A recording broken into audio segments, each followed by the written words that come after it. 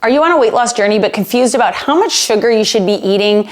And if you're eating too much and that could be affecting your weight loss results? Have you tried cutting out sugar in the past completely but found you were unsuccessful and that's not sustainable for a long period of time? Have you ever questioned if fruit and veggies are bad because they're too high in sugar? In this video, I'm gonna answer a few common questions I get about daily sugar intake. So I'm gonna go over how much added sugar you should be aiming to stay at or under on a daily basis for weight loss results as well as general health, how sugar can affect weight loss or fat loss results, what to actually look for on a nutrition label that could mean hidden sugars. Do fruits and veggies count towards your daily sugar limit? And then lastly, I'm gonna give you a few strategies for sustainable sugar intake so you're still staying healthy and reaching your weight loss goals, but it is more sustainable for long term and you are getting to live that healthy, balanced lifestyle. So let's get right into it. But if you're new here, make sure you subscribe to my channel and hit that bell so you get a notification when I release a new video just like this one every single week. My name is Michelle Roots, kinesiologist, personal trainer, and nutrition coach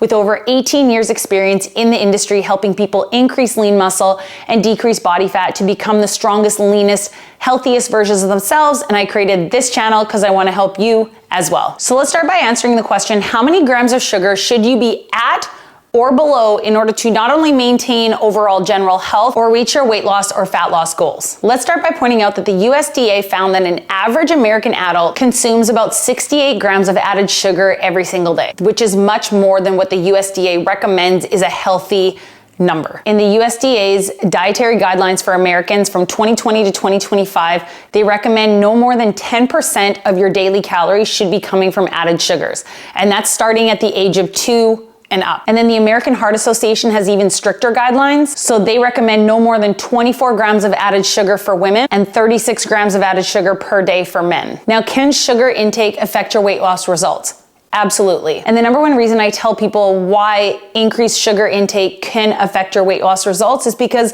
most of the time, all of these processed foods with added sugars or hidden sugars are actually calorie dense or really, really high in calories and not high in nutritional value.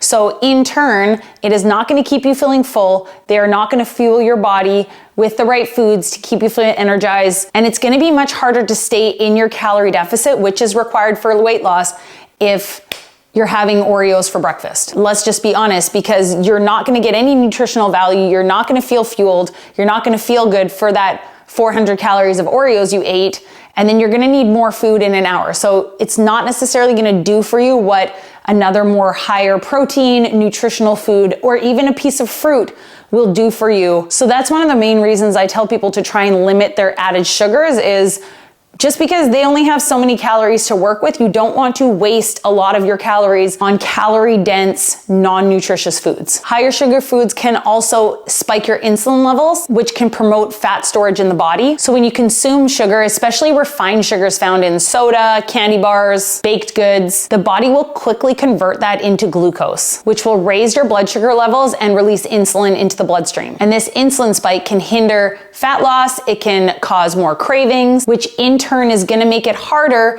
to stay in your calorie deficit because once you eat that donut for breakfast, you're gonna want more sugar. Your body's gonna crave that more sugar. You're probably gonna have an energy crash, which means maybe you're gonna lead to have another coffee, and then maybe that's gonna affect your workout.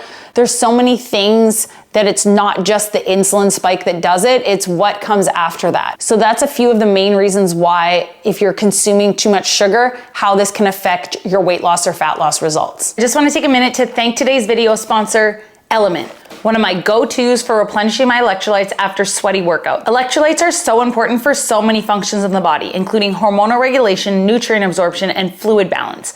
Sometimes water just isn't enough, and Element has the perfect balance of 1,000 milligrams of sodium, 200 milligrams of potassium, and 60 milligrams of magnesium. Element can help prevent and eliminate headaches, muscle cramps, fatigue, sleeplessness, and other common symptoms of electrolyte deficiency. So if you sweat a lot in your workouts, then an electrolyte drink like Element might be exactly what you need in your life. Right now, Element is offering my listeners a free sample pack with any drink mix purchase. It's a great way to try all 8 flavors. Go to drinkelement.com supplement.com/Michelle. This offer is only available through my link. You must go to drinklmnt.com/Michelle. And then the main science behind sugar intake and why a lot of people say, don't eat sugar, you should stop eating sugar altogether, sugar is bad. Aside from its impact on the insulin and fat storage, excessive sugar consumption can be linked to things like inflammation, metabolic disorders, as well as an increased risk of heart disease or obesity. So what's happening if you're eating too much sugar, although the body does need sugar for energy, any extra sugar is going to be stored as fat, which in turn will lead to weight gain, which in turn will increase your risk factor for heart disease, cancer, and diabetes. Now let's take a minute to talk about natural sugar versus added sugars. So sugars are carbohydrates, and there are many different types of sugars, including glucose, which is a simple sugar and the building block for carbohydrates, fructose, which is the simple sugar found in fruits, vegetables, and honey, sucrose, which is basically table sugar, and then lactose, which is the sugar that is naturally found in milk. So fruits, vegetables, dairy, grains, legumes,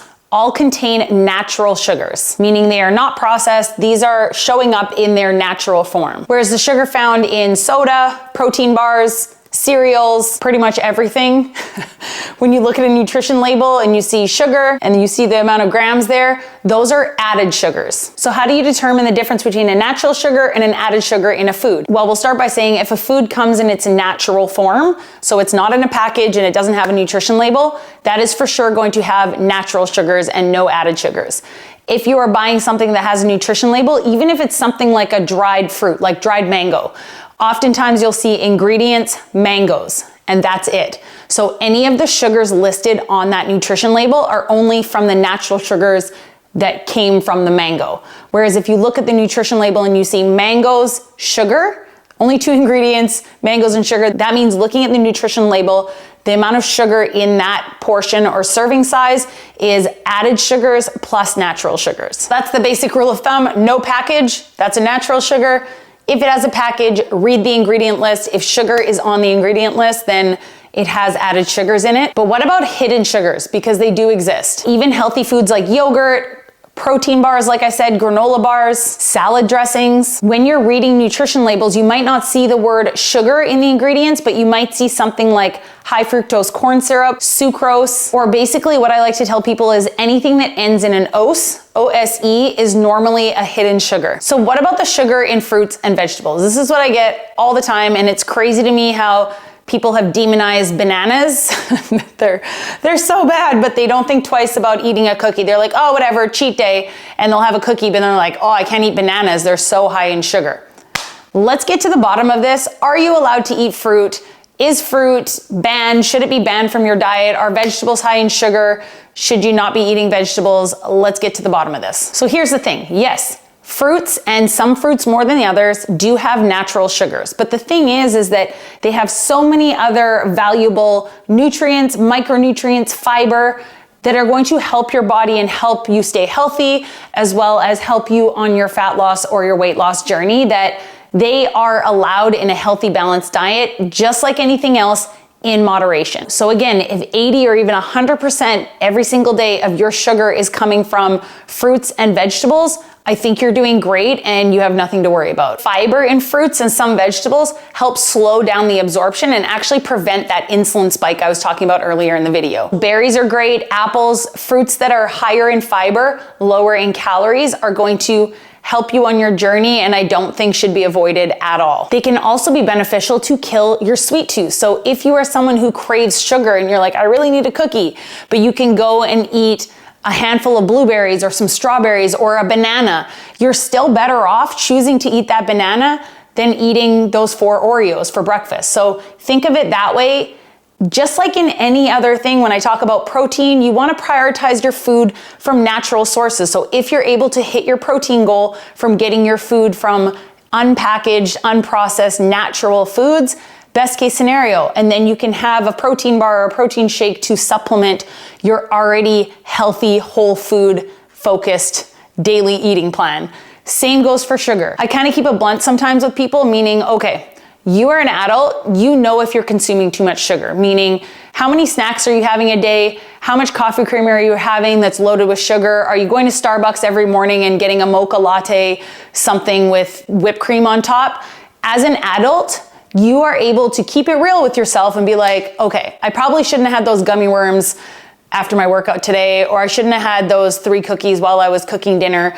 You know, it's not that it's bad. Again, everything in moderation. Just keep it real with yourself. And if you're being diligent and trying to eat mostly whole foods, you don't really have anything to worry about, but you know you're relying on protein bars that probably have a lot of added sugar. You know if you're having dessert every single night, or you're adding sugar to everything you eat, and you're eating a lot of processed packaged foods, then you probably can keep it real with yourself and be like, okay, I should probably decrease my sugar intake. This could be what is hindering me from reaching my weight loss or fat loss results. If you want a cookie, eat a cookie. Once in a while, not a big deal. But again, if you are doing this every single day, just keep it real with yourself. You're probably eating too much sugar. So that's the blunt of it. So I think strategies for long-term success in managing your sugar intake, but still reaching your weight loss or fat loss goals is, just like I said, 80-20 rule, and kind of what I preach in every video on this channel is keep it real with yourself. You know if you're eating too much sugar, and it's probably not coming from fruits and vegetables.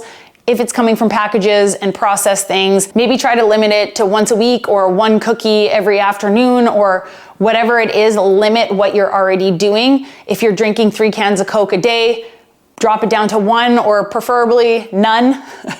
Maybe switch to Diet Coke if you really feel like you need that fix.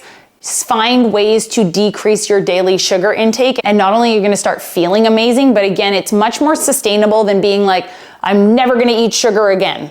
You're gonna have a birthday at some point, and I feel like everyone should have birthday cake on their birthday. You're gonna go to parties, you might wanna have a glass of wine at some point, because sugar is in everything. So to say, I'm never gonna eat sugar again, I think is a big statement, and it's very hard to stick to.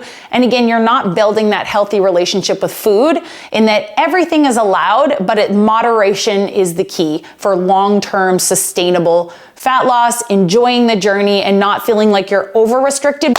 So there you go, guys. That's kind of the gist on sugar intake. I tried to keep it short and sweet, so I hope this was helpful. If you need more help on your nutrition or your fitness journey, you can learn more about my one-on-one online fitness and nutrition coaching program, where you work with me directly to get you to your goals. I'll link the information to that in the description below. And as always, have a great day, guys, and I'll see you in the next one.